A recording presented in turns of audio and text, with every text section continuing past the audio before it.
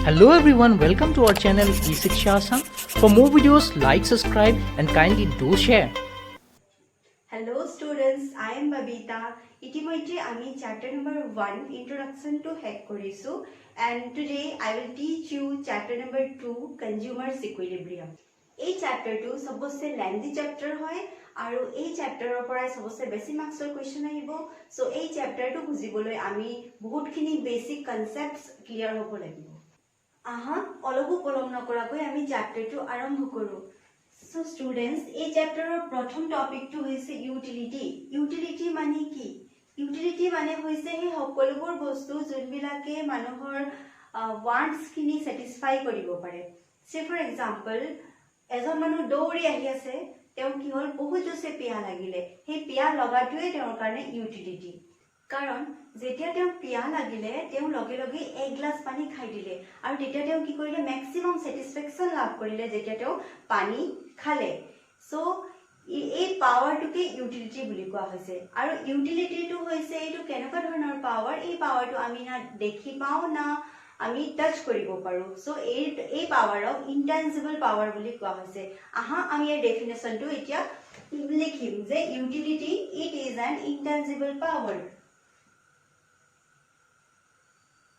It is an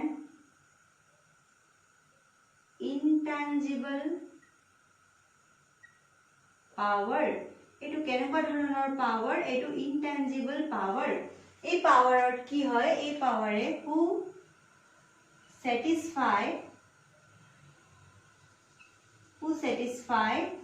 human wants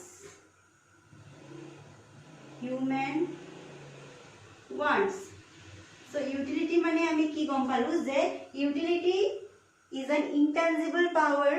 who satisfy human wants এজন দুখীয়া মানুহ যিজনে বহুদিন ধৰি ভালদৰে খাব পোৱা নাই তেওঁ যদি আমি ভালদৰে খাবলৈ দিও তেতিয়া তেওঁ কি কৰিব তেওঁ মনৰ পৰা সন্তুষ্টি লাভ কৰিব সেই সন্তুষ্টিটোকে কোৱা হৈছে ইউটিলিটি তেওঁ কি কৰিব তেওঁ স্যাটিসফ্যাকশন লাভ কৰিব সেই স্যাটিসফ্যাকশনটোৱে হৈছে ইউটিলিটি এতিয়া আমি ইউটিলিটিটো মেজাৰ কৰোতে কিহেৰে কৰিম ইউটিলিটিটো যেতিয়া মেজাৰ কৰা হয় ইউটিলিটি যেতিয়া আমি মেজাৰ কৰো এই মেজাৰটো আমি কিহেৰে কৰিম ইউটিলছৰে কৰিম UTILS ইউটিলছ এটা তোমালোকে বুজা নাই চাগে ইউটিলছ মানে কি আমি যেতিয়া ডিসটেন্স মেজার কৰো তেতিয়া আমি কি কৰো কিলোমিটাৰ বা মিটাৰ মেজাৰ কৰো হয়নে যেতিয়া আমি লিকুইড কিবা এটা মেজাৰ কৰো তেতিয়া আমি লিটাৰ তেনেকে মেজাৰ কৰো হেইদৰে ইউটিলিটিটো যেতিয়া মেজাৰ কৰা হয় এটো ইউটিলছত মেজাৰ কৰা হয় মানে যেতিয়া ধৰিলোৱা আমি ৰুটি এটা খালো আমি সেই ৰুটি খাই কিমান পৰিমাণৰ স্যাটিসফ্যাকশন লাভ কৰিলো কিমান পৰিমাণৰ সন্তুষ্টি আমি পালো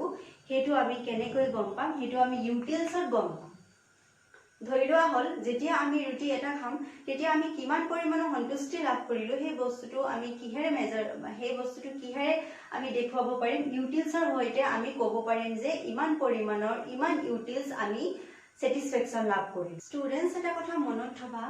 এইটো জাস্ট এটা হাইপোথেটিক্যাল এক্সাম্পল হয় এনেকুৱা কোনো ধৰণৰ মেচিন নাই জুনে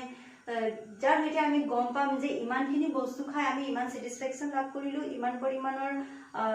ইমানটা ৰুটি খাই আমি ইমান স্যাটিসফ্যাকশন লাভ কৰিলো এই ধৰণৰ কোনো মেচিন নাই ই জাস্ট এইটো এটা হাইপোথেটিক্যাল এক্সাম্পল মই চাহ ভাল নাপাও সেই চাহৰ পৰা মই কোনো ধৰণৰ ইউটিলছ লাভ নকৰো কোনো ধৰণৰ স্যাটিসফ্যাকশন মই লাভ নকৰো কিন্তু সেই চাহ কাবাৰ কাৰণে ফেভাৰিট হ'ব পাৰে তেওঁ ফুললি স্যাটিসফ্যাকশন এই চাহৰ পৰা লাভ কৰিব তেওঁ ফুললি ইউটিলছ লাভ কৰিব পাৰে কিহৰ পৰা চাহৰ পৰা so it depends on person to person friends next topic বুজোৱাৰ আগতে মই এটা বস্তু বুজাই দিব বিচাৰিছো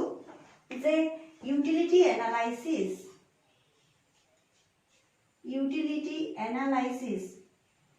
তোমালোকৰ এই ইকুইলিব্ৰিয়াম কনজিউমাৰ্স ইকুইলিব্ৰিয়াম চ্যাপ্টাৰত এটা কনসেপ্ট আছে ইউটিলিটি এনালাইসিস এই ইউটিলিটি এনালাইসিসক কি কৰা হৈছে দুটা ভাগত ডিভাইড কৰা হৈছে এটা হৈছে cardinal approach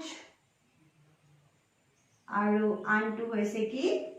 ordinal approach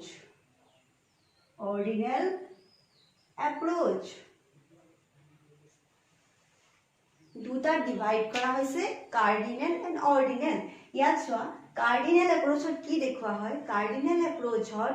নাম্বাৰিঙত measure কৰা হয় মানে যেতিয়া আমি যিকোনো বস্তু এটা উপভোগ কৰো তেতিয়া সেই বস্তুৰ পৰা আমি কিমান পৰিমাণৰ স্যাটিসফ্যাকশন লাভ কৰিলো সেই বস্তুটো নাম্বাৰিঙত দেখুৱা হয় কাৰ্ডিনেল এপ্ৰোচত যেনে মই এটা এপল খালো প্ৰথমবাৰ যেতিয়া মই এপলটো খালো তেতিয়া মই বহুত স্যাটিসফ্যাকশন লাভ কৰিলো মানে মই 100 ইউটিলস লাভ কৰিলো মই আগতে কৈছিলো যে ইয়াক মেজাৰ কৰা হয় ইউটিলছত সো মই কি কৰিলো যেতিয়া প্ৰথমবাৰ মই এপলটো খালো তেতিয়া মই 100 ইউটিলস লাভ কৰিলো দ্বিতীয়বাৰ যেতিয়া মই এপলটো খালো প্ৰথমবাৰ মই পালো 100 ইউটিলস সেকেন্ড টাইম যেতিয়া মই সেই এপলটো খালো তেতিয়া মই মোৰ স্যাটিসফ্যাকশনটো অকমান কমি গল মই 90 ইউটিলস পালো তৃতীয়বাৰ যেতিয়া মই এপলটো খাম তেতিয়া মই কিমান পালো 80 ইউটিলস পালো মানে কি প্ৰথমবাৰ যেতিয়া মই খাইছিলো তেতিয়া মই ফুললি স্যাটিসফাইড হৈছিলো মই বহুত ভাল পাইছিলো খাই কিনে তো সেকেন্ড টাইম যেতিয়া মই খালো মোৰ স্যাটিসফ্যাকশনটো অকমান কমি গল থাৰ্ড টাইমত আৰু অকমান কমি গল ফোৰ্থ টাইমত আৰু অকমান কমি গল সো তেনেকে 100 90 80 এনেকে যোনটো নাম্বাৰিঙত মেজাৰ কৰা হয় এই বস্তুটো দেখুৱা হয় কোড কাৰ্ডিনেল এপ্ৰোচ কিন্তু অৰ্ডিনেল এপ্ৰোচত কি দেখুৱা হয় ইয়াত কোৱা হৈছে যে কম্পেৰিজন বিটুইন টু গুডস দুটা বস্তুৰ মাজত তুলনা কৰা যেনে মই কালি ৰুটি এটা খাইছিলো আৰু আজি মই যোনটো ৰুটি খালো এই দুটা ৰুটিৰ মাজত মোক আজিৰ ৰুটিটো বেছি টেষ্টি লাগিলে মই আজিৰ ৰুটিটো বেছি ডিলিচিয়াস আছিল বুলি কম হেই মই দুটা ৰুটিৰ মাজত কম্পেয়াৰ কৰিলো মই ইয়াত কোৱা নাই যে নাম্বাৰিঙত মই ইমান ইউটিলস স্যাটিসফ্যাকশন পালো বা 100 ইউটিলস স্যাটিসফ্যাকশন পালো 90 ইউটিলস স্যাটিসফ্যাকশন পালো মই হে তেনেকে কোৱা নাই মই কৈছো যে কালিৰ ৰুটিতকৈ আজিৰ ৰুটিটো মই বেছি টেষ্টি পালো সো হেই দুটা বস্তুৰ মাজত যেতিয়া কম্পেয়াৰ কৰা হয় সেই বস্তুটো আহিব অৰ্ডিনেল এপ্ৰোচত comparison between two goods ordinal এপ্ৰোচটো হৈছে কম্পেৰিজন between two goods দুটা বস্তুৰ মাজত যেতিয়া কম্পেয়াৰ কৰা হয় হেইটো দেখুৱা হয় কোড অৰ্ডিনেল এপ্ৰোচত কাৰ্ডিনেল এপ্ৰোচত আমি কেইটামান টপিক পঢ়িব লাগিব হেইকেইটা হৈছে নাম্বাৰ 1 হৈছে types of utility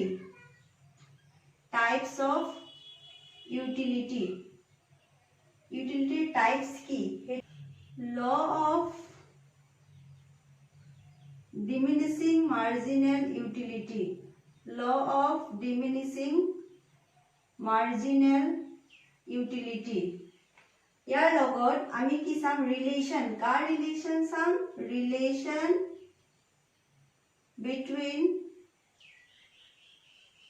tu and mu tu আৰু lu ৰিলেশন টো আমি সাম ইয়াৰ পাছত কি চাব লাগিব পাছত সবচে ইম্পৰ্টেন্ট টপিক এটা হৈছে কনজিউমাৰ্স ইকুইলিব্ৰিয়াম এইটো এই চ্যাপ্টাৰৰ সবচে ইম্পৰ্টেন্ট টপিক হয় ইয়াত দুটা কেস আছে এটা হৈছে সিঙ্গল কমোডিটি আৰু আনটো হৈছে কি ডাবল কমোডিটি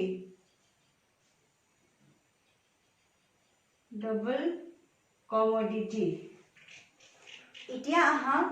অৰ্ডিনেল এপ্ৰোচলৈ অৰ্ডিনেল এপ্ৰোচত আমি কি পাইছিলো ইয়াত কম্পেৰিজন বিটুইন টু গুডস দুটা বস্তুৰ মাজত কম্পেয়াৰ কৰা হয় ইয়াত আমি কি টপিক কভাৰ আপ কৰিব লাগিব ইয়াত ফাৰ্স্ট টপিক হৈছে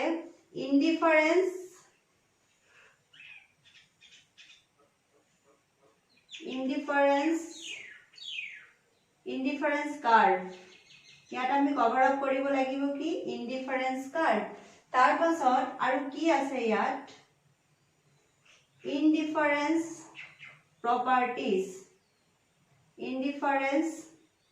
প্ৰপাৰ্টিজ সোয়া আমি যেতিয়ালৈকে এইবোৰ টপিক পঢ়ি নলওঁ নহয় আমি একো বুজি নাপাম কাৰণ এই চ্যাপ্টাৰটোত এই টপিকবোৰৰে বিষয় আমি পঢ়িব লাগিব মোৰ নেক্সট ভিডিঅত এই গোটেই টপিকৰ বিষয় মই তোমালোকক বুজাম সো এটাকে আমি এটো পঢ়িব লাগিব এটো কাৰণে মই দেখাই দিছো নেক্সট ইয়াৰ নাম্বাৰ 2 হৈছে indifference properties number 3 budget line number 4 properties of budget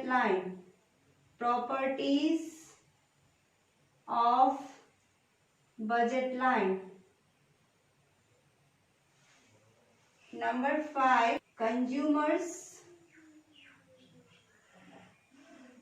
consumers equilibrium.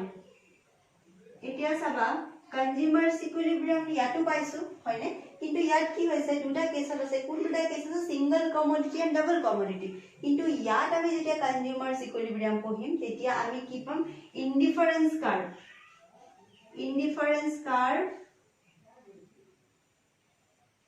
indifference curve and কি পাম budget line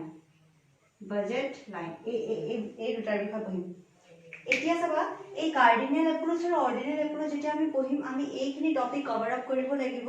এতিয়া তোমালোকে মোক সুধিব পাৰিবা যে এই টপিকৰ ভিতৰত সবচে ইম্পৰ্টেন্ট টপিক কোনটো হয় যৰ পৰা সবচে বেছি কোৱেশ্চন এক্সামত আহে হেকিটা হৈছে